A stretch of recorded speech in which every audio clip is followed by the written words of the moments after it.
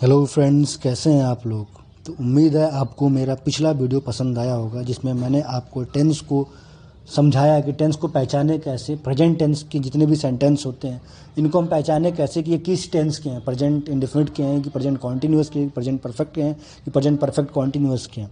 ठीक है, फिलहाल मैंने अपने पिछले वीडियो में सिर्फ प्रेजेंट टेंस की बात की है, तो उसमें मैंने आपको प्रेजेंट टेंस पहचानना सिखाया है।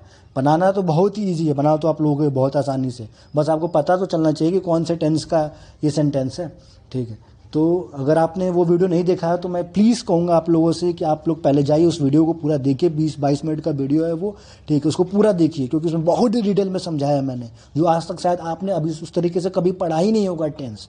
ठीक है, तो पहले जाइए उस वीडियो को देखिए। ठीक है, फिर इस वीडियो पे आइए। और आज मैं कौन सा टेंस पढ़ाने वाला हूँ, आज मैं पढ़ाने वाला हूँ प्रेजेंट कॉन्टिन्यूअस टेंस।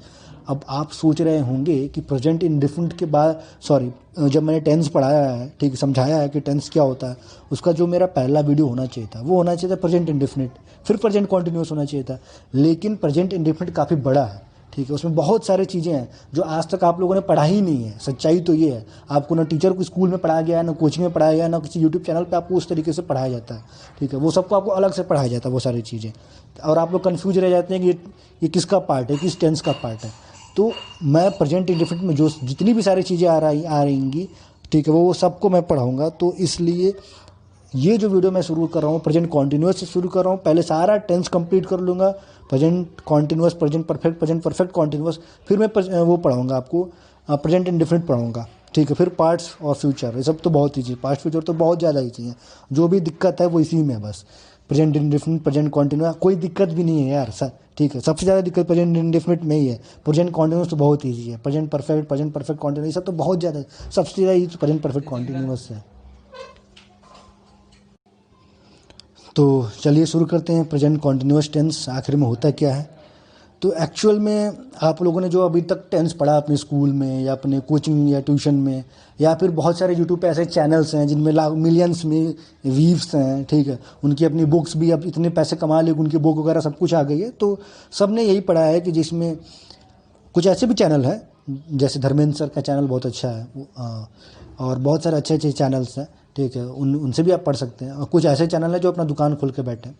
ठीक है, तो उनको छोड़ो, अपनी बात पे आते हैं। ठीक है, तो आपने सब इन सब जगहों पे आपने पढ़ा होगा कि किसी वाक्य के अंत में रहा है, रही है, रहे हैं, उस वाक्य को हम प्रेजेंट कॉन्टिन्यूअस टेंस कहते हैं। जैसे सीता गाना गा रही है, मोहन नाच रहा है, वो खाना खा रहा है, ये सारे प्रेजेंट कॉन्टिन्यूअस के सेंटेंस है।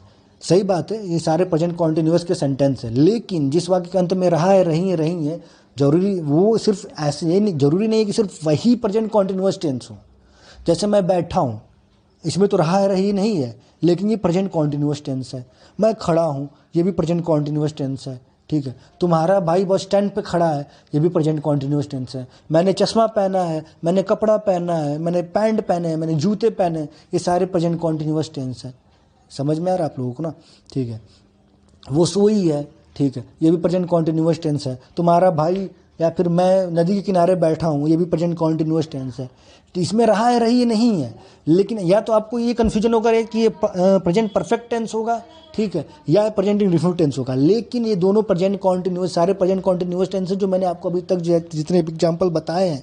क्यों ये प्रेजेंट कॉन्टिन्यूअस टेंस है? क्योंकि इसमें मैं खड़ा हूँ, इसमें मेरा खड़े होने का काम अभी कॉन्टिन्यू है। कॉन्टिन्यूअस का मतलब इसमें काम कॉन्टिन्यू चलता रहे, रुके ना, नॉन स्टॉप हो, रुके ना कहीं भी। ठीक है, उसको प्रेजेंट कॉन्टिन्यूअस टेंस कहते हैं।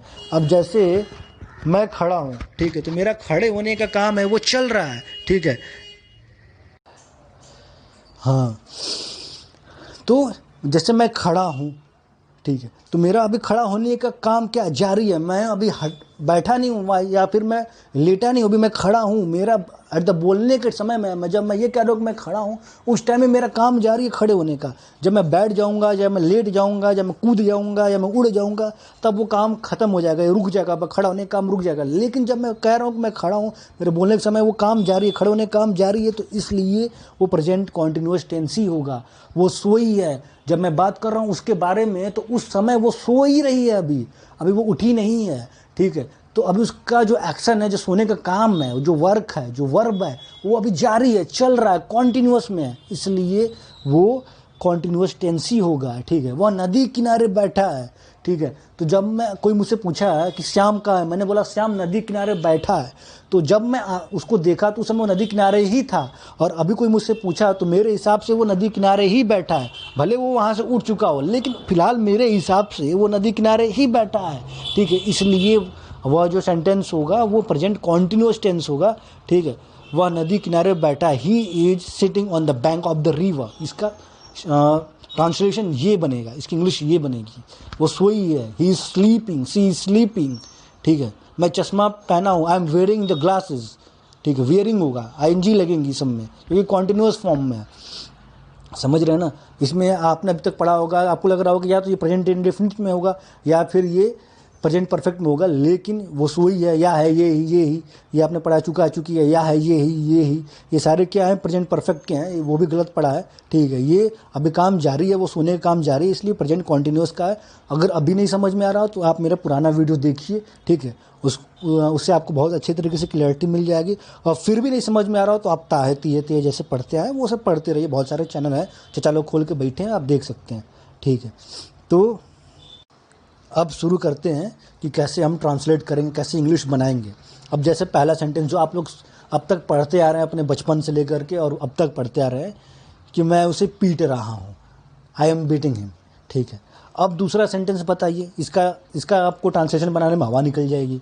मैं उसे पिटवा रहा हूँ, ठीक है। चलो आप ये भी बना दिए, ठीक है। अब ये बताइए, मैं उसे पिटवाने जा रहा हूँ, अब इसका कैसे बनाएंगे? तो क्योंकि आपने नहीं बना पाएंगे, जो लोग पढ़े होंगे वो तो बना देंगे, जो लोग नहीं पढ़े हैं, मैक्सिमम चांस है नहीं पढ़े, क्योंकि स्कूलों में ऐसे पढ़ाया ही नहीं जाता, तो वो लोग नहीं बना पाएंगे। लेकिन टेंशन मत लीजिए, मैं आपको यहाँ पे बताऊँगा कि इसको कैसे बनाते हैं। जैसे पहले आप सिंपल सेंटेंस पढ़ते हैं, फिर दूसरे वाले पढ़ेंगे, फिर तीसरे वाले पढ़ेंगे, ठीक है। तो सिंपल सेंटेंस क्या है? सिंपल सेंटेंस है ये कि राम गाना गा रहा है, Ram is singing a song, ठीक है। तो इसमें क्या, इसका रूल क्या होता है? सब्जेक्ट यानी जो काम कर रहा होता है, सब्जेक्ट, ठीक है, plus helping verb is am are इसमें लगाते हैं हम, ठीक है। तो रूल जो है आप नोट कर लीजिए, सब्जेक्ट, ठीक है, plus helping verb is am are, plus verb का फर्स्ट फॉर्म, ठीक है, और उसमें आईएनजी लगा देते हैं। वर्ब का first form plus ING, subject plus is am are plus V1, verb का first form V1 plus ING, ठीक, plus object and other words, ठीक है। तो ये हो गया इसका रूल, ठीक है।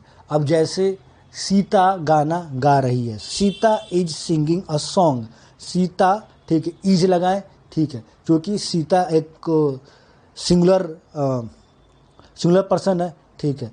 तो इज लगाएं, सीता इज, सिंग जो वर्ब होगा गाना गाने का, सिंग, ठीक है, प्लस आईएनजी इसमें लगाएंगे क्योंकि ये कॉन्टिन्यूस टेंस है। इसको कैसे पता चलेगा कि कॉन्टिन्यूस टेंस है? आप किसी को बोल रहे हैं तो उसको कैसे पता चलेगा कि सीता अभी गाना गा ही रही है, ठीक है, तब पता चलेगा जब उसमें आईएनजी लगा रहेगा। तो ये पहचान होती है कि हाँ, इसे पहचान लेगा, अच्छा ये कॉन्टिन्यूस का आईएनजी लगा, इसका मतलब ये कॉन्टिन्यूस का है, ठीक है। तो Sita is singing a song, ठीक है, गाना का मतलब इंग्लिश क्या होता है? सॉन्ग, ठीक है। तो बहुत ही सिंपल है, राम नाच रहा है, राम इज डांसिंग, ठीक है। वे लोग स्कूल जा रहे हैं, they are going to school, ठीक है। तो ये बहुत ही सिंपल सेंटेंस हो गया, ठीक है। मैं आम खा रहा हूँ, आई एम ईटिंग मैंगो, ठीक है। तो ये बहुत ही सिंपल सेंटेंस हो गया। अब आते हैं दूसरे टाइप के सेंटेंस में। दूसरे टाइप के सेंटेंस क्या होते हैं? दूसरे टाइप के सेंटेंस ये होते हैं कि मैं खाना बना रहा हूँ, एक simple sentence, I am cooking food, ठीक है। अब होता है कि मैं खाना बनवा रहा हूँ, ठीक है। तो अब इसको कैसे बनाएंगे तो ये देखते हैं। अब इस तरीके के सेंटेंस के लिए आपको कंसेप्ट समझना पड़ेगा गेट का और मेक का, ठीक है। गेट का यूज हम तब करते हैं जब काम करवाने वाला उपलब्ध हो, यानी वहाँ पे मौजूद हो, सेंटेंस में प्रेजेंस हो काम करवाने वाले की, ठीक है। लेकिन काम कौन करेगा उसकी कोई मौजूदगी ना हो, उसकी प्रेजेंस ना हो। जैसे कि मैं खाना बनवा रहा हूँ, तो काम करवाने वाला मैं बनवाने वाला हूँ। मैं कहीं हूँ शादी में, ठीक है, मेरे घर पे फंक्शन पड़ी है, शादी है, तो मुझे काम दिया गया कि तुम खाना बनवाओ, ठीक है। तो मैं खाना बनवा रहा हूँ, लेकिन किससे बनवा रहा हूँ ये मैंने इसमें सेंटेंस में मेंशन नहीं है, ठीक है, कि मैं राम से बनवा रहा हूँ, श्याम से बना रहा हूँ, कि मम्मी से बना रहा हूँ, कि किसी और से बनवा रहा हूँ, कि अपने भी बहन से बना रहा हूँ कि खुद बना रहा हूँ कि अपनी बीवी से बनवा रहा हूँ, किससे बनवा रहा हूँ, किसी ये अवेलेबल नहीं है, ठीक है। लेकिन मैं खाना बस सेंटेंस इतना ही है, बस मैं खाना बनवा रहा हूँ। तो मैं खाना बनवा रहा हूँ, बनवाने वाला उपलब्ध है यानी अवेलेबल है, सेंटेंस में उसकी प्रेजेंस है, लेकिन बनाने वाला नहीं है, तो वहाँ पे हम गेट का यूज़ करेंगे, ठीक है। अब सेंटेंस में बनाने वाला भी हो, ठीक है, और बनवाने वाला भी हो, तो हम लोग किसका यूज करेंगे, मेक का यूज करेंगे, ठीक है। तो आप उसको नोट डाउन कर लीजिए कि अगर सेंटेंस में काम करने वाला ना हो, सिर्फ काम करवाने वाला हो, तो हम लोग गेट का यूज करते हैं, ठीक है। पेन कॉपी लेकर बैठा करिए और उसको नोट डाउन करते रहा करिए कि अगर काम करने वाला हो, काम करने वाला ना हो, काम करवाने वाला सिर्फ हो, ठीक है। अगर काम करने वाला सेंटेंस में ना हो, काम करवाने वाला हो, तो गेट का यूज़ करते हैं, और काम करने वाला भी हो और काम करवाने वाला भी हो तो मेक का यूज़ करते हैं। जैसे मैं श्याम से खाना बनवा रहा हूँ, तो खाना बनाने का काम श्याम कर रहा है तो वो भी है, और मैं भी हूँ जो काम करवा रहा है, ठीक है। मैं उसे पिटवा रहा हूँ, तो पीटने वाला कौन है नहीं पता है, ठीक है, लेकिन मैं पिटवा रहा हूँ, ठीक है। तो मैं उपलब्ध हूँ जो पिटवाने का काम कर रहा है, ठीक है, लेकिन कौन पीट रहा है ये नहीं पता, लेकिन मैं उससे मोहन से पिटवा रहा हूँ, तो मोहन भी जो मारने वाला, जो पीटने वाला वो भी है, और जो पिटवाने वाला है वो भी है, ठीक है। तो इससे जो सिर्फ काम करवाने वाला हो तो गेट, और काम करवाने वाला और काम करने वाला दोनों हो तो मेक का यूज़ करते हैं। अब देखिए यहाँ पर लिख लीजिए, रूल लिख लीजिए। हालांकि रूल क्या है, मतलब आपके लिए 4-10 बार प्रैक्टिस करेंगे तो सब चीज़ें याद हो जाएंगी, ठीक है। आप लिख लीजिए ताकि आप भूलें तो कम से कम उसको देख सकें। तो लिखिए subject plus is am are plus making plus object plus V1, ठीक है। Subject plus is am are plus making plus object plus V1, और दूसरा है subject plus is am are plus getting plus object plus V3। V1 का मतलब verb का first form, V3 का मतलब थर्ड फॉर्म, V3 का मतलब थर्ड फॉर्म और V2 का मतलब सेकंड फॉर्म। 3 फॉर्म होते हैं वर्ब के, V1, V2, V3, ठीक है। प्रेजेंट, पास्ट और पास्ट पार्टिसिपल, ठीक है। तो V1 को प्रेजेंट, V2 को पास्ट और V3 को पास्ट पार्टिसिपल बोलते हैं, ठीक है। तो ये याद रखिए। तो जो पहला रूल है, वो पहला रूल क्या है, is subject plus is am are. Subject मतलब जो काम करता हो, ठीक है, वो subject plus is am are plus making, ठीक है, MEKING, making plus object plus V1, subject plus is am are plus getting plus object plus V3। ये दूसरा वाला रूल है, subject plus is am are plus getting plus object plus V3। अब पहले वाले rule के हिसाब से किस टाइप के सेंटेंस होते हैं ये समझिए, ठीक है। जैसे कि मैं श्याम से खाना बनवा रहा हूँ, ठीक है, मैं मोहन से उसे पिटवा रहा हूँ, ठीक है। तो इस टाइप के सेंटेंस, मैं पीट रहा हूँ, मैं खाना बना रहा हूँ, तो मैंने बात कर ली है, I am cooking, I am beating, simple sentence जो आप लोग बचपन से पढ़ते आ रहे हो। अभी थोड़ा सा एडवांस हो गया, मैं श्याम से खाना बनवा रहा हूँ, मैं मोहन से पिटवा रहा हूँ, वहाँ यह काम इस आदमी से करवा रहा हूँ, ठीक है। मैं इस फिल्म में श्रेया घोषाल से गाना गवा रहा हूँ, ठीक है। तो इस टाइप के सेंटेंस, ठीक है। तो इसके लिए जो रूल है, जो पहला रूल है subject plus is am are plus making plus object plus V1, ठीक है। अब दूसरा रूल है, किसके लिए है वो समझिए। मैं यह काम उसमें सिर्फ ये पता है कि काम करवा रहा हूँ, लेकिन कौन कर रहा है ये नहीं पता। जैसे कि मैं इस फिल्म में गाना गवा रहा हूँ, मैं खाना बनवा रहा हूँ, मैं उसे पिटवा रहा हूँ, ठीक है। तो इस टाइप ऐसे भी सेंटेंस होते हैं ना, आपको बोलने पड़ते हैं। तुम क्या करो, हाँ अभी कहाँ हो, जैसे हमारी फ़ोन आया आपको, हाँ भाई कहाँ हो, तो यार मैं तो अभी खाना बनवा रहा हूँ, शादी है घर पे तो खाना बनवा रहा हूँ। अच्छा, या फिर अच्छा इस फिल्म में गाना गवा रहे हो, तो हाँ मैं गाना गवा रहा हूँ। कोई प्रोड्यूसर बात करेगा तो अच्छा इस फिल्म में ये काम करवा रहे हो, हाँ मैं ये काम करवा रहा हूँ। घर बनवा रहे हो कि नहीं, हाँ अभी 2 महीने बाद मैं अपना घर बनवाने जा रहा हूँ, ठीक है। तो इस टाइप के सेंटेंस, ठीक है, इस टाइप के सेंटेंस के लिए हम बनाते हैं, ये मेक और गेट का यूज़ करते हैं, ठीक है। तो आप समझ गए होंगे। अब जैसे अब मैं एग्जांपल दे रहा हूँ वो समझिए, उसको इंग्लिश ट्रांसलेशन में करके अब दिखाऊंगा। जैसे मैं खाना बना रहा हूँ, आई एम कुकिंग फूड, ठीक है। मैं खाना बनवा रहा हूँ, ठीक है, आई एम मेकिंग फूड प्रिपेयर। लेकिन ये गलत हो गया, सॉरी, इसलिए क्योंकि यहाँ पर मैं खाना बनवा रहा हूँ, किससे बनवा रहा हूँ ये अवेलेबल नहीं है। तो यहाँ पर ये होगा, मैं खाना बनवा रहा हूँ, इसका सिर्फ सिंपल ये होगा कि I am getting food prepared, ठीक है, वी वर्ब का थर्ड फॉर्म लगेगा, ठीक है। और इसमें कैसे पता चल, अब आप सोच रहे होंगे कि वर्ब का थर्ड फॉर्म लग गया तब तो ये प्रेजेंट कॉन्टिन्यूस रहा ही नहीं, लेकिन यहाँ पर गेटिंग भी तो है, गेटिंग में आईएनजी लगा है ना, तो और इजएमआर भी है, तो लोगों को पता नहीं चल जाएगा कि हाँ ये कॉन्टिन्यूस की ही बात चल रही है, ठीक है। तो इजएमआर और गेटिंग मीटिंग, मतलब इजएमआर और गेटिंग दोनों जब साथ में रहते हैं तो पता चल जाता है कि बात कॉन्टिन्यूस की चल रही है, ठीक है, प्रेजेंट कॉन्टिन्यूस की चल रही है। यहीं पे अगर वाज वेयर रहता है और आईएनजी रहता है तो पता चलता है कि पास्ट कॉन्टिन्यूस की बात चल रही है, समझ रहे हैं ना। तो इस तरीके से आप पहचान सकते हैं।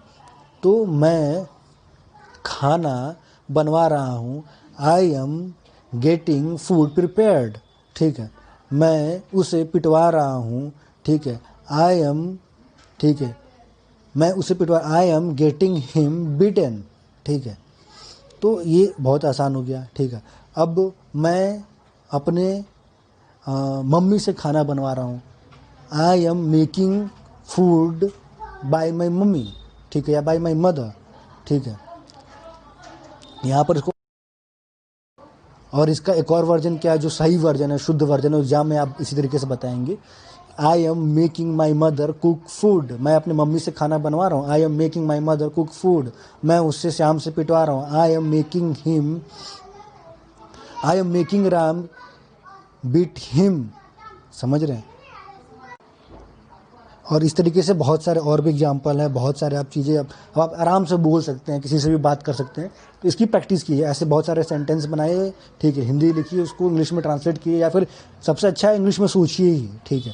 फिलहाल अभी नहीं सोच पाएंगे, ठीक है, तो पहले हिंदी बहुत सारे ऐसे सेंटेंस लिख लीजिए, उनकी इंग्लिश में ट्रांसलेट करते रहिए ताकि वो आपको आसानी से समझ में आता रहे, ठीक है। अब आते हैं कि जैसे मैं खाना बनवा रहा हूँ, ठीक है, मैं उससे श्याम से पिटवा रहा हूँ, या फिर मैं अपने मम्मी से खाना बनवा रहा हूँ, या फिर मैं उसे पिटवा रहा हूँ। अब तक तो ये 4 हो गया। अब मैं खाना बनवाने जा रहा हूँ, अब मैं उसे पिटवाने जा रहा हूँ, ठीक है, या फिर अब मैं उसे श्याम से पिटवाने जा रहा हूँ, अब मैं अपने मम्मी से खाना बनवाने जा रहा हूँ। इस टाइप के सेंटेंस को कैसे, जा रहा हूँ, ठीक है, तो इस टाइप के सेंटेंस को कैसे बनाएंगे, इस टाइप के सेंटेंस को बनाएंगे।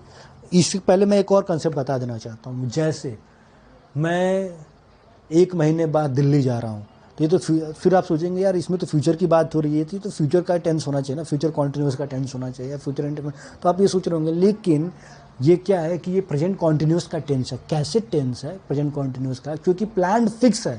अरे पता है मैं 1 महीने बाद दिल्ली जा रहा हूँ, अगर आप इस तरीके से बात कर रहे हैं तो इसका मतलब ये हुआ कि आपका प्लान फिक्स्ड है, सब कुछ सही है। अब कोई अनहोनी ना हो जाए वो अलग बात है, तो अनहोनी को हम नहीं लेते हैं, ठीक है, एक्सेप्शनल केस हो गया वो, कि आपकी डेथ हो जाए, सॉरी ना हो, ठीक, मतलब कि कोई एक्सीडेंट हो जाए, या टिकट कैंसिल हो जाए, या ट्रेन ही रद्द हो जाए, ठीक है, आपको कोई अर्जेंट काम आ जाए यहीं पे, ठीक है, आपका काम हो जाए, आपको दिल्ली जाने की जरूरत ही ना पड़ रही, ठीक है, तो वो अलग बात हो गई। लेकिन 99.9% चांस है कि आप दिल्ली जा रहे हैं अगले महीने, तो जो काम आप बता रहे हैं जो फिक्स हो, ठीक है, आप वो करने ही जा रहे हैं।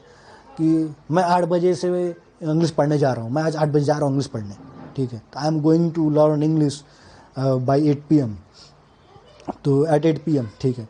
तो इस तरीके से आप इंग्लिश जो बोल रहे हैं, जो आप फिक्स है कि हाँ आपका पूरे कॉन्फिडेंस के हाँ आप करने जा ही रहे हैं बस, ठीक है। तो ऐसे वाक्यों को बनाने, जैसे प्रधानमंत्री अगले महीने अमेरिका जा रहे हैं, ठीक है, तो इस टाइप के वाक्यों को बनाते समय हम प्रेजेंट कॉन्टिन्यूस टेंस में बनाते हैं। इस टाइप के सेंटेंस को हम प्रेजेंट कॉन्टिन्यूस टेंस में ही बनाते हैं, ना कि फ्यूचर में, ठीक है। और इसी तरीके से ये है कि मैं उससे पिटवाने जा रहा हूँ, ठीक है, या फिर मैं उसे शाम से पिटवाने जा रहा हूँ, ठीक है। तो अब जैसे कि मैं उसे पिटवाने जा रहा हूँ, तो अब इसके लिए क्या यूज होगा, ठीक है। अब हमने पढ़ा था मेकिंग गेटिंग, ठीक है, मेक और गेट का, तो मेक और गेट आपने पढ़ा था, उसका यूज इस तरीके से होता है, उसी तरीके से होगा। लेकिन यहाँ पे मेकिंग और गेटिंग ना होकर के सिंपल मेक और गेट हो जाएगा। अगर जा रहा हूँ, मैं ये काम करने जा रहा हूँ, वो ये काम ये होने जा रहा है, वो ये काम करने जा रहा है, मैं ये काम करने जा रहा हूँ, मैं यहाँ जा रहा हूँ, तो इस टाइप के सेंटेंस को बनाने के लिए, ठीक है, आपको करवाने जा रहा हूँ, मतलब इस टाइप का सेंटेंस करने जा रहा हूँ नहीं, करने जा रहा हूँ तो सिंपल आप बनाते हैं जो इस तरीके से, करवाने जा रहा हूँ, मैं इस टाइप का काम करवाने जा रहा हूँ, उस टाइम काम होने जा रहा है, ठीक है। तो इस टाइप की चीज़ों को बनाने के लिए आप सिंपल मेक और गेट का यूज़ करिएगा, ठीक है, समझ रहे हैं ना। करवा रहा हूँ मेकिंग गेटिंग, करवाने जा रहा हूँ, ठीक है, मेक और गेट। फिर से समझिए, करवा रहा हूँ मेकिंग गेटिंग, करवाने जा रहा हूँ मेक और गेट, ठीक है। तो अब लिख लीजिए, इसका एक रूल लिख लीजिए क्या होता है। Subject plus is am are plus going plus to, ठीक है। जा रहा हूँ, गोइंग टू, सिंपल है, इसमें कोई रटने वाली चीज़ नहीं है, लेकिन लिखवा दे रहा हूँ ताकि आप कहीं दिमाग से हटके तो आप इसको देख सकें, ठीक है। Subject plus is am are plus going to, ठीक है, सिंपल। मैं जा रहा हूँ तो गोइंग टू होगा, ठीक है। मैं ये काम करवाने जा रहा हूँ, ठीक है, तो गोइंग टू हो जाएगा, ठीक है। तो गोइंग टू बस इसीलिए इसमें ऐड हुआ है कि इसमें एक और वर्ड ऐड हो गया ना, जा रहा हूँ, तो अब इसमें इंग्लिश में भी ऐड करना पड़ेगा गोइंग टू, ठीक है। फिर gate plus object plus V1, ठीक है। Subject plus is am are plus going to plus get plus object plus V1, और दूसरा है subject plus is am are plus going to plus make plus object plus V3। Subject plus is am are plus going to plus make plus object plus V3, ठीक है। अब पहले वाले का example आपको मैं बताता हूँ कैसे क्या होगा। अब आते हैं कि इसका ट्रांसलेशन इस टाइप के सेंटेंस का कैसे करेंगे और इस टाइप के सेंटेंस कैसे होते हैं। जैसे मैं उसे पिटवाने जा रहा हूँ, ध्यान दीजिएगा, जा रहा हूँ, तो गोइंग टू आ जाएगा, सिंपल है, ठीक है। इसमें मैंने रूल भी लिखवा दिया और इसमें कोई लिखवाने वाली बात भी नहीं है, ठीक है। तो I am going to get him beat, इसका होगा गेट का यूज करेंगे, क्योंकि इसमें काम करवाने वाला उपलब्ध है, यानी उसकी प्रेजेंस है सेंटेंस में, ठीक है, उसके बारे में बात की जा रही है। लेकिन वो काम करवाने वाला कौन है, मैं हूँ, ठीक है। लेकिन काम ये पिटवाने का काम किससे करवाऊँगा ये नहीं पता है, ठीक है। किसे पिटवाऊँगा ये पता है, उसे, ठीक है। तो ऑब्जेक्ट है, सब्जेक्ट है, लेकिन काम करेगा कौन, ठीक है। एक और जो सब्जेक्ट होना चाहिए, जो मेन सब्जेक्ट, वो नहीं है, ठीक है। तो I am going to get him beaten, मैं उस get him beat, sorry beaten नहीं होगा, beat. I am going to get him beat, मैं उसे पिटवाने जा रहा हूँ, मैं खाना बनवाने जा रहा हूँ। I am going to get food prepare, ठीक है। अब मैं श्याम से पिटवाने जा रहा हूँ, अब जो पीटेगा वो भी अवेलेबल हो गया, तो अब उसकी सेंटेंस कैसे बनाएंगे। तो अब यहाँ पर गेट की जगह पर मेक का यूज़ करेंगे, ठीक है। और जब मेक का यूज़ कर रहे हैं तो मेक के साथ वर्ब का थर्ड फॉर्म यूज़ करेंगे, ठीक है। तो वो क्या होगा, I am going to make him beaten by Ram या श्याम, आई एम, या फिर ये होगा कि I am going to make Ram beaten him, ठीक है। तो दोनों ही सही है, दोनों में से आप कुछ भी बोल सकते हैं, ठीक है। और या फिर मैं अपने मम्मी से खाना बनवाने जा रहा हूँ, तो I am going to make my mummy to prepare food, ठीक है। या फिर I am going to make my mother prepared food, दोनों तो एक ही बात बोल दिया मैंने, ठीक। दूसरा तरीका ये होगा कि I am going to make food prepared by my mother, ठीक है। या फिर I am going to my mother make food prepared, I am going to make my mother food prepared, ठीक है। तो दो आप जो भी आप समझिए, ठीक है। लेकिन जो ध्यान देने वाली बात ये है कि गेट का यूज होगा, कि मेक का यूज होगा, वर्ब का फर्स्ट फॉर्म का यूज होगा, कि थर्ड का फॉर्म का यूज होगा, कि सेकंड फॉर्म का यूज होगा, फर्स्ट, ये सब चीज़ें ध्यान देना। बाकी ऑब्जेक्ट्स या फिर अदर वर्ड इधर उधर हो जाते हैं तो काम चल जाता है, ठीक है। बोलने में तो काम चल ही जाता है। SSC में या फिर एग्जाम IOPS के एग्जाम्स हो रहे हैं, उसमें थोड़े सा ध्यान देना पड़ता है, तो उसके लिए मैंने आपको रूल लिखवा दिया। बाकी बोलने में आप इधर उधर बोल सकते हैं, उसमें कुछ दिक्कत की बात नहीं है, ठीक है। अब जो और दूसरे टाइप के जो सेंटेंस होते हैं, अब किस टाइप के सेंटेंस होते हैं, अब ये हो रहा है कि मेरा दोस्त दिन प्रतिदिन मोटा होता जा रहा है। अब इस सेंटेंस को कैसे बनाएंगे, तो अब देखिए, हम लोग डिग्री पढ़ते हैं, ठीक है। पॉजिटिव डिग्री, कंपैरेटिव डिग्री और सुपरलेटिव डिग्री, मतलब अच्छा, उससे अच्छा और सबसे अच्छा, समझ रहे हैं। लंबा, बहुत लंबा, ठीक है, और सबसे लंबा। तो सिंपल किसी की सब एडजेक्टिव हैं जो मतलब विशेषताएं बताती हैं किसी भी नाउन या प्रोनाउन की, सारे एडजेक्टिव्स हैं, ठीक है। पार्ट्स ऑफ स्पीच में पढ़ाऊंगा तो उसमें पूरे डिटेल में मैं आपको बताऊंगा कि क्या होता है एडजेक्टिव, नाउन, प्रोनाउन, एडवर्ब क्या होता है, ठीक है। तो सिंपल ये समझिए कि एडजेक्टिव वो चीज़ होती है जो किसी भी नाउन क्या होता है, दुनिया में आप जो कुछ भी देख सकते हैं या महसूस कर सकते हैं वो सारे कुछ नाउन है। एक सेंटेंस में नाउन खत्म हो गया। जैसे कि आप, गुस्सा एक नाउन है, लालच एक नाउन है, ठीक है। रोना का जो फीलिंग आ रही है, महसूस कर सकते हैं, वो एक नाउन है। बोतल, ठीक है। कुर्सी, टेबल, पंखा, धरती, आसमान, ठीक है। पानी, हवा, ठीक है। जो कुछ भी आप देख सकते हैं, छू सकते हैं या महसूस कर सकते हैं, चाहे अपने अंदर महसूस कीजिए, या हवा है चल रही है, आप देख नहीं पा रहे लेकिन हवा महसूस कर पा रहे हैं, वो, ठीक है। वो सब कुछ नाउन है। कुत्ता बिल्ली भैंस गाड़ी, सब कुछ दुनिया में जो कुछ भी है सब नाउन है, ठीक है। नाउन समझ में आ गया, एक लाइन में ख़त्म हो गया नाउन, ठीक है। नाउन की जगह पर जो यूज करते हैं वो प्रोनाउन हो गया। जैसे कि राम एक महान राजा थे, ठीक है, उन्होंने रावण से युद्ध लड़ा, ठीक है, उन्होंने रावण को मारा, तो राम की जगह पे हम लोग उन्होंने यूज कर दिया, ठीक है। तो वो उन्होंने क्या हो गया, वो प्रोनाउन हो गया। This that he see it's, ये सब क्या प्रोनाउन हो गया, ठीक है। एडजेक्टिव क्या है, एडजेक्टिव वो है जो किसी भी नाउन या प्रोनाउन की विशेषता, जैसे कि वो बहुत ईमानदार आदमी है, ठीक है, वो बहुत सुंदर है, ठीक है, वो बहुत ख़राब है, ठीक है, ये सारे एडजेक्टिव्स हो गए, ठीक है। एडवर्ब क्या होगा, एडवर्ब वो हो गया जो जो वर्ब्स, एडवर्ब्स और प्रीपोजिशन का किसी की भी विशेषता बता देते तो वो एडवर्ब हो जाते हैं, ठीक है। मेनली वो वर्ब की विशेषता बताते हैं, ठीक है, इसलिए वो एडवर्ब हो गया। मेनली बताते हैं मैक्सिमम टाइम पे, जैसे कि वो धीरे दौड़ता है तो धीरे हो गया, वो एडवर्ब हो गया, दौड़ना वर्ब हो गया, ठीक है। तो वो अच्छा लिखता है, ही राइट्स फाइन, तो फाइन जो है वर्ब के बारे में बता रहा है तो ये एडवर्ब हो गया। तो सिंपली तो हम लोग एडजेक्टिव के बारे में बात करते हैं। तो एडजेक्टिव क्या होता है, एडजेक्टिव जो किसी भी दूसरे नाउन या प्रोनाउन की विशेषता को बताता है, ठीक है, उसको क्वालिफाई करता है, उसके अंदर कमी है या बुराई है या अच्छाई है सब बताता है उसके बारे में, वो एडजेक्टिव होता है। तो एडजेक्टिव में डिग्रियाँ होती हैं, जैसे कि वो लंबा है, ठीक है, वो श्याम से लंबा है, और वो बहुत लंबा है, वो सबसे लंबा है, ठीक है। वो सुंदर है, वो बहुत सुंदर, वो सबसे सुंदर है, ठीक है। वो गंदा है, वो बहुत गंदा है, वो सबसे गंदा है, ठीक है। तो पॉजिटिव डिग्री सिंपल आप बात करते हैं, ठीक है, कि वो बहुत अच्छा है, वो ईमानदार है, वो सुंदर है, वो ख़राब है, ठीक है।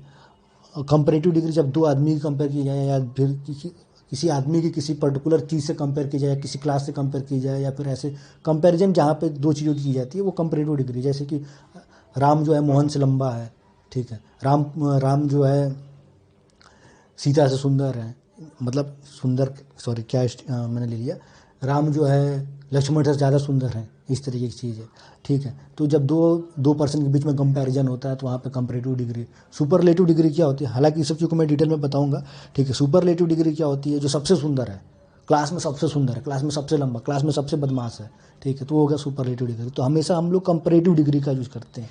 तो मेरा दोस्त दिन प्रतिदिन मोटा होता जा रहा है, my friend is getting fatter and fatter. Fat simple, fatter comparative, fat जो है पॉजिटिव डिग्री होता है, फैटर कंपैरेटिव डिग्री है, फैटेस्ट सुपरलेटिव डिग्री है, मतलब सुपर, उससे मोटा तो कोई है ही नहीं, ठीक है।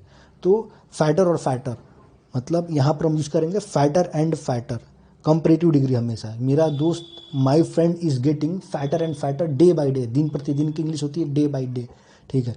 मेरा छोटा भाई दिन प्रतिदिन शरारती होता जा रहा है, my younger brother is getting naughtier and naughtier day by day, ठीक है। अब एसएससी में किस टाइप के क्वेश्चन पूछे जाते हैं, या फिर बैंक एग्जाम में कैसे क्वेश्चन पूछे जाते हैं, ठीक है, कि गेटिंग फैटर एंड फैटर, तो गेटिंग फैट एंड फैटर दे देगा, ठीक है, या फिर फैट एंड फैट दे देगा, या गेटिंग फैटी दे देगा।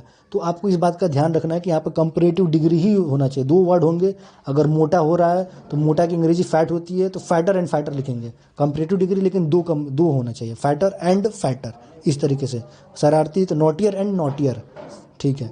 तो हालांकि बोलने में जैसे बोल दे कोई कि मेरा जो छोटा भाई है तो वो दिन प्रतिदिन शरारती होता जा रहा है, तो my younger brother is getting naughtier and naughtier day by day, तो कई लोगों को समझ में नहीं आएगा, उन लोगों को लगेगा कि आप गलत अंग्रेजी बोल रहे हैं, जबकि आप शुद्ध अंग्रेजी बोल रहे हैं। तो आप बोलने के लिए ये बोल सकते हैं माई younger brother is getting naughty day by day, naughty day by day बोल सकते हैं, लेकिन ये शुद्ध इंग्लिश नहीं है, वो करेक्ट इंग्लिश नहीं है, ठीक है। तो दूसरे लोग आपको, जो इनको इंग्लिश नहीं आती उतनी सही तरीके से, जो लोगों ने इंग्लिश पढ़ के नहीं सुन के सीखा है, ठीक है, वो लोग इसे गलत मानने लगेंगे। तो उन लोगों को उन लोगों की आत्मा को संतुष्ट करने के लिए, उनकी आत्मा में, कलेजे में ठंडक पड़ जाए, उसके लिए आप getting naughty day by day use कर सकते हैं, ठीक है।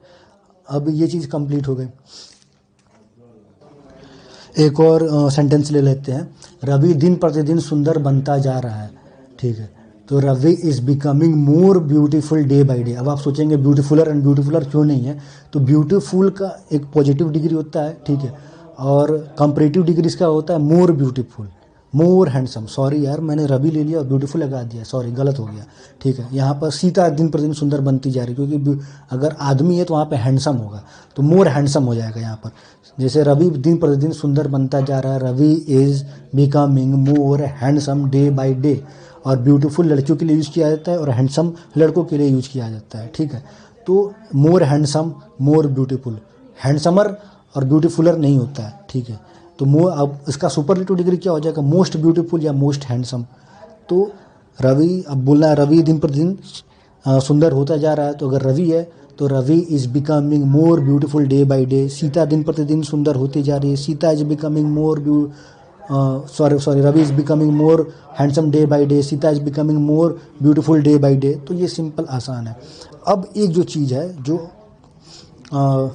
जिसको आपको ध्यान देना है, ठीक है, वो क्या है कि मैं तुम्हें देख रहा हूँ, आई एम सीइंग यू, ये गलत इंग्लिश है, ठीक है। यहाँ पर आई सी होगा, क्योंकि जो भी सेंस ऑर्गन्स है, देखना, सुनना, टेस्ट करना, महसूस करना, उसके लिए हम आईएनजी यूज नहीं करते हैं। सुनना, देखना, स्मेल करना, टेस्ट करना, समझ, पहचानना, जो हमारे सेंस ऑर्गन है, हमारे नाक, कान, आँख, मुंह, इनके लिए हम प्रेजेंट इंडेफिनिट का ही करते हैं, क्योंकि इसमें जब आईएनजी लगा देते हैं तो उस वक्त का मतलब अलग हो जाता है। जैसे हियरिंग हो गया, ठीक है, जैसे हियरिंग एक वर्ड है, तो हियरिंग का मतलब होता है किसी केस की सुनवाई करना, ठीक है, और हियर का मतलब होता है सुनना। तो अब हियरिंग लगा देंगे, आईएनजी लगा देंगे, तो इसका मतलब ये नहीं कि आप सुन रहे हैं, इसका मतलब किसी की केस की सुनवाई कर रहे हैं। कोई अदालत में केस पहुंचा है, कोई मामला है, उसकी आप सुनवाई कर रहे हैं, ठीक है। अब जैसे आई सी यू, मैं तुम्हें देख रहा हूँ, ठीक है, या मैं तुम्हें देखता हूँ, ये इंग्लिश सही है। आई एम सीइंग यू का मतलब मैं तुम्हें मिल रहा हूँ, ये हो जाएगा, समझ रहे हैं ना। तो ऐसे बहुत सारे, एक तो सेंस ऑर्गन्स वाले हो गए, और ऐसे भी और भी 20-25 वर्ड ऐसे हैं जिनके साथ हम लोग इसका यूज नहीं करते हैं। जैसे कि हो गए आपके चिड़चिड़ापन वाला हो गया, या फिर लालच वाली चीज़ हो गई, या फिर एनोइंग मतलब गुस्सा दिलाने वाली चीज़ हो गई, उसके लिए भी हम लोग नहीं करते। उसका मैं पूरा लिस्ट आपको बना करके दे दूंगा किसी वीडियो में, ठीक है। तो अब यहाँ तक जो है पूरी इंग्लिश आपकी कंप्लीट हो चुकी है, पूरी आपकी कॉन्टिन्यूअस टेंस कंप्लीट हो चुका है यहाँ तक। प्रेजेंट कॉन्टिन्यूअस टेंस में इससे ज़्यादा कुछ भी नहीं है, ठीक है। मैं वॉचिंग जैसे होता है, मैं बताया था कि मैं देख रहा हूँ, एक बार और रिपीट कर दे रहा हूँ जो लास्ट मतलब मैंने बताया था, मैं तुम्हें देख रहा हूँ, इसकी अंग्रेजी आई सी यू होगा, आई सीइंग यू नहीं होगा। आई एम वॉचिंग यू हो सकता है, ठीक है। तो ये वॉच का मतलब, क्योंकि वॉचिंग में आईएनजी लगा देंगे तो उसका मतलब अलग नहीं होगा, सी में आईएनजी लगा देंगे तो उसका मतलब अलग हो जाएगा, ठीक है। आम मीठा लगता है, मैंगो टेस्ट स्वीट्स, ठीक है, टेस्टिंग स्वीट्स नहीं होगा, ठीक है। तो यहाँ तक आपको मैं पूरा लिस्ट दूंगा वो कौन कौन से वर्ड हैं, ठीक है। यहाँ तक आपकी पूरी प्रेजेंट कॉन्टिन्यूअस टेंस कंप्लीट हो चुका है, इससे आगे कुछ भी नहीं है। अब आपको सिर्फ और सिर्फ प्रैक्टिस करनी है इसकी, ठीक है। आप कोई भी बुक उठाइए, ठीक है, जिसमें ये सारे सेंटेंस एक्सरसाइज क्लियर हैं, ठीक है। एसएससी की बुक उठाइए, कोई भी कॉम्पिटेटिव एग्जाम की बुक उठाइए, आप जिस भी कॉम्पिटेटिव एग्जाम की प्रिपरेशन कर रहे हैं, अब आपको सिर्फ और सिर्फ प्रैक्टिस करनी है। अब कुछ बचा ही नहीं, पूरा दुनिया का जितना भी प्रेजेंट कॉन्टिन्यूअस टेंस है मैंने इस आधे घंटे के वीडियो में आपको बता दिया है, समझा दिया है, ठीक है। इससे ज़्यादा एक लाइन भी एक्स्ट्रा नहीं है, सारे सेंटेंस इसी पे बनेंगी, ठीक है। ध्यान रहे, प्रेजेंट कॉन्टिन्यूअस टेंस बताया, आईएनजी वाले नहीं बताया है, ठीक है। मतलब कहने का मतलब walking is good for health, वो अलग चीज़ हो गया, वो कंटिन्यूअस टेंस नहीं है, वो अलग हो गया। तो प्रेजेंट कॉन्टिन्यूअस सारा कंप्लीट हो चुका है, दैट्स इट।